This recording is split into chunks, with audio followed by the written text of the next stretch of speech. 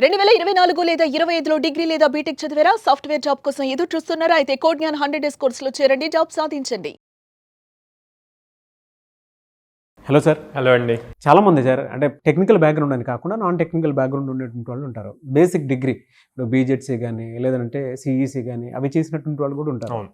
Apart from that కొంతమంది మీరు triple E కానీ ఈసీఈ కానీ వాళ్ళు కూడా ఉంటారు. కాబట్టి వీళ్ళు రెగ్యులర్గా ఒక 100 డేస్ ప్రోగ్రామ్స్ మనకు కాదనుకొని ఏదైనా కోర్స్ నేర్చుకుంటే ఏ విధంగా ఉంటుంది? సాఫ్ట్వేర్ జాబ్ వచ్చే అవకాశం ఉంటుందా? సో ఇప్పుడు మీరు చెప్పినవన్నీ బేసిక్గా నాన్ ఐటీ బ్రాంచెస్ నుంచి అని చెప్పి మాట్లాడతామండి. సో నేను ఎప్పుడు ఏం బిలీవ్ చేస్తా అంటే ఒక్కసారి కాలేజ్ నుంచి బయటకు వచ్చాక నాన్ ఐటీ ఐటీ అన్నది ఉండదు.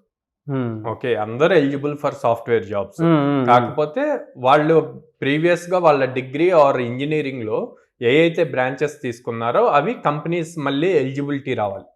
సో వస్తాయి, ఆపర్చునిటీస్ వస్తాయి. అండ్ మన దగ్గర అట్లాగా ప్లేస్ అయిన వాళ్ళు చాలా మంది ఉన్నారు. ఆ ఆపర్చునిటీ రావటానికి కొంచెం పేషెన్స్ అవసరం. సో ఒక సిఎస్సి ఐటీ వాళ్ళకి 100 జాబ్స్ వస్తే వీళ్ళకి 40 to 60 జాబ్స్ వస్తాయి అన్నమాట. ఈ 100 జాబ్స్ వస్తున్నాయి, వీళ్ళకి రెగ్యులర్గా జాబ్స్ పడుతున్నాయి అన్న పేషెన్స్ కోల్పోకుండా కొంచెం వెయిట్ చేసి ఈలోపు స్కిల్ స్ట్రాంగ్గా బిల్డ్ చేసుకుంటే కనుక ఈజీగా మంచి జాబ్స్ వస్తాయండి. నాన్ ఐటీ ఐటీ అన్నది ఏముండదు.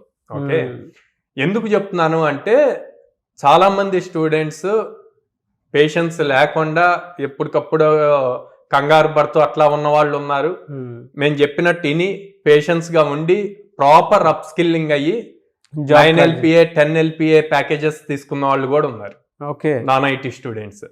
సో నాన్ ఐటీ వాళ్ళు. ఓకే, సో అందుకని వాళ్ళు ఎందుకంటే మేము అందరిని ఒకేలాగా ట్రీట్ చేస్తామండి.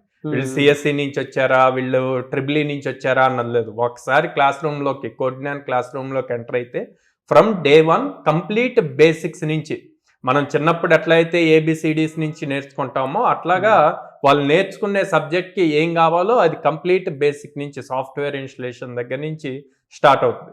100 డేస్ అయ్యేసరికి వాళ్ళు అడ్వాన్స్డ్ ఫ్రేమ్వర్క్స్లో కూడా ప్రాపర్ నాలెడ్జ్ నేర్చుకొని ఉంటారు విత్ ప్రాక్టికల్ ఎక్స్పోజర్.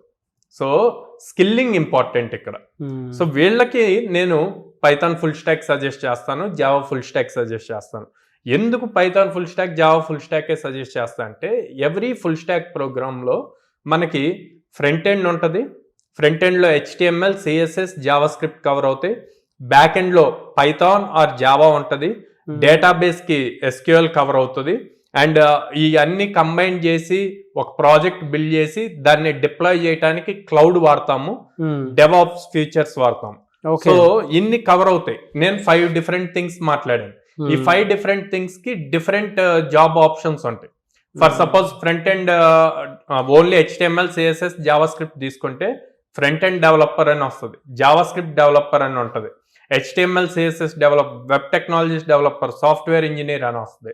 అదే మీరు పైథాన్ ఆర్ జావా నేర్చుకుంటే బ్యాక్ ఎండ్ డెవలపర్ అని వస్తుంది, సాఫ్ట్వేర్ డెవలపర్ అని ఉంటుంది, రెస్ట్ API డెవలపర్ అని, ఇట్లా మల్టిపుల్ జాబ్స్ వస్తాయి. తర్వాత డేటాబేస్ తీసుకున్నారనుకోండి, SQL డేటాబేస్ డెవలపర్ అని, MySQL డెవలపర్ అంటారు, SQL డెవలపర్ అంటారు. సో ఇన్ని ఆపర్చునిటీస్, మల్టిపుల్ హ్యూజ్ ఆపర్చునిటీస్ వస్తాయి. అట్లా కాకుండా ఒక్కదానికి రిస్ట్రిక్ట్ అయ్యారనుకోండి, నేను ఓన్లీ పైథాన్ నేర్చుకుంటా, ఓన్లీ జావా నేర్చుకుంటా, ఫుల్ అప్లికేషన్ కాకుండా ఒక్కదానికే రిస్ట్రిక్ట్ అయితే అప్పుడు మీకు ఆ పైథాన్ డెవలపర్ ఒక్కటే వస్తుంది.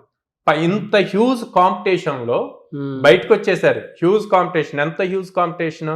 ఇంజనీరింగ్ వాళ్ళు 15 lakhs మెంబర్స్ పాస్ అవుట్ అవుతున్నారు ఇయర్లో. అండ్ డిగ్రీ వాళ్ళు 10 lakh మెంబర్స్ పాస్ అవుట్, అంతే 25 lakh మెంబర్స్. 25 lakh లో హార్డ్లీ 10% కూడా ప్లేస్ అవ్వట్లే క్యాంపస్ ప్లేస్మెంట్స్ లో. Okay, rest of 22 lakh members తో నువ్వు కంపీట్ చేయాలి. వాళ్ళందరికన్నా నువ్వు డిఫరెంట్ గా యూనిక్ గా స్టాండ్ అయితేనే కదా నీకు జాబ్ వచ్చేది. ఓకే, సో అలాగా కొంత కోడ్ జ్ఞాన్ హెల్ప్ చేస్తుంది నిన్ను యూనిక్ గా డిఫరెంట్ గా పెట్టడానికి. ఎందుకు? మిగతా కాంపిటీషన్ తో సంబంధం లేకుండా with in the code Gyan లో ఉన్న స్టూడెంట్స్ తోటే నీకు కాంపిటీషన్ ఉంటుంది. అందులో నుంచి మళ్ళీ ఇంకొంచెం యూనిక్ గా ఉంటే బెటర్ ప్యాకేజెస్ వస్తాయి. ఆ ప్యాకేజెస్ రావాలి అంటే నేను చెప్పినట్టు 100 డేస్ ఫుల్ స్టాక్ ప్రోగ్రామ్ ఏదైనా ప్రాపర్ గా నేర్చుకుంటే గనక జాబ్ ఈజీగా క్రాక్ అవుతారు. అండ్ అబోవ్ 4 LPA తో జాబ్ వస్తుంది. 100 డేస్ మాత్రం మీరు చెప్పినట్టు చేయాలి. 100 డేస్ ఇంకా వేరే డైవర్సిఫికేషన్ లేకుండా ప్రాపర్గా మేము చెప్పినట్టు చేస్తే ఎట్లాగో క్యాంపస్లో 6.5 hours ఉంటారు. ఆ 6.5 hours Utilize చేసుకుంటే- ఫోకస్డ్ ఉండి 4.5 months చేశారు అంటే ఈజీగా జాబ్ క్రాక్ చేస్తారు. ఓకే సార్, థ్యాంక్ యూ అన్న, thank you so much Sairam గారు. థ్యాంక్ యూ అండి.